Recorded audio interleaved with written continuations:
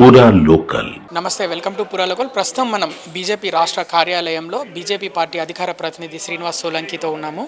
చెప్పండి, రాహుల్ గాంధీ తెలంగాణ రాష్ట్ర ముఖ్యమంత్రి రేవంత్ రెడ్డికి లేఖ రాశారు, రోహిత్ వేముల పేరు మీద ఒక చట్టం తీసుకురావాలని. దానిపైన మీ అభిప్రాయం ఏంటి?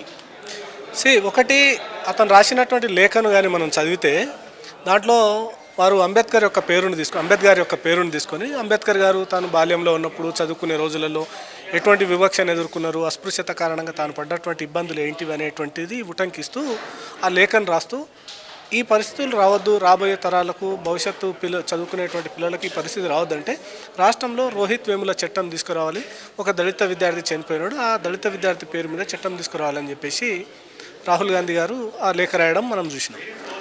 అయితే 2024 మే 4వ తారీఖు నాడు రాష్ట్ర హైకోర్టులో ఈ రాష్ట్ర ప్రభుత్వం, తెలంగాణ రాష్ట్ర ప్రభుత్వం, రాష్ట్ర ముఖ్యమంత్రి రేవంత్ రెడ్డి గారి నాయకత్వంలోని ప్రభుత్వం రాష్ట్ర హైకోర్టుకు పోలీస్ శాఖ తరఫున ఒక అఫిడవిట్ ఇచ్చింది. ఏంటి, అతను రోహిత్ వేముల అనేటువంటి విద్యార్థి ఎవరైతే ఉన్నారో అతను దళిత సామాజిక వర్గానికి చెందినటువంటి వ్యక్తి కాదు, అతను నకిలీ సర్టిఫికేట్లతోటి హెచ్సియులో అడ్మిషన్ పొందడం జరిగింది, అతను చనిపోవడానికి ఏ రకమైనటువంటి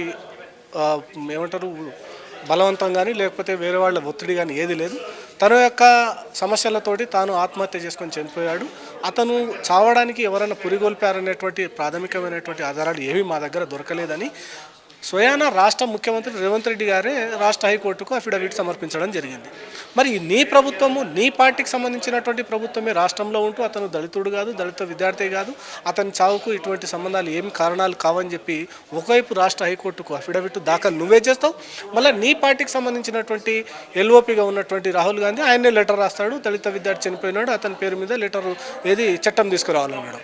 సో ఇది ఏ రకమైనటువంటి ద్వంద్వ ప్రమాణాలు కాంగ్రెస్ పార్టీ అవలంబిస్తుందనేటువంటి చాలా స్పష్టంగా అర్థమైపోతా ఉన్నది.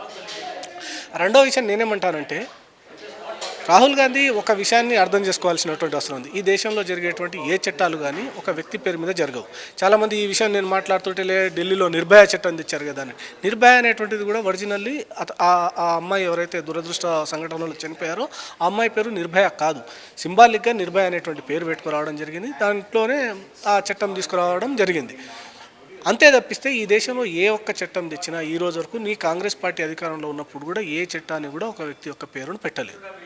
కాకపోతే ఇతని యొక్క ఉద్దేశం, ఇతని యొక్క రాజకీయ పరిజ్ఞానం ఏంటిదంటే వాళ్ళ తాత, వాళ్ళ ముత్తాత, వాళ్ళ అమ్మ, నాన్నమ్మ, పెదనాయన, చిన్నాయనలు ఎవరెవరైతే ఈ దేశంలో రాజ్యమేలిరో, నెహ్రూ అని, రాజీవ్ గాంధీ అని, ఇందిరా గాంధీ అని, మోతిలాల్ నెహ్రూ అని రకరకాల పేర్లతోటి అధికారం చెలాయించారు కదా. వాళ్ళు రోడ్లకు, హైవేలకు, ప్రభుత్వ భవనాలకు, విమానాశ్రయాలకు, ఓడరేవులకు, పోర్టులకు అన్నిటికీ వాళ్ళ యొక్క పేర్లు పెట్టారు కాబట్టి చట్టాలకు కూడా ఈ పేర్లు పెట్టవచ్చని అతను అనుకుంటున్నారు. కానీ ఆ రకంగా పెట్టడం అనేటువంటిది సాధ్యం కాదనేటువంటిది ఒకటి తెలుసుకోవాల్సినటువంటి అవసరం రాహుల్ గాంధీకి ఉంది.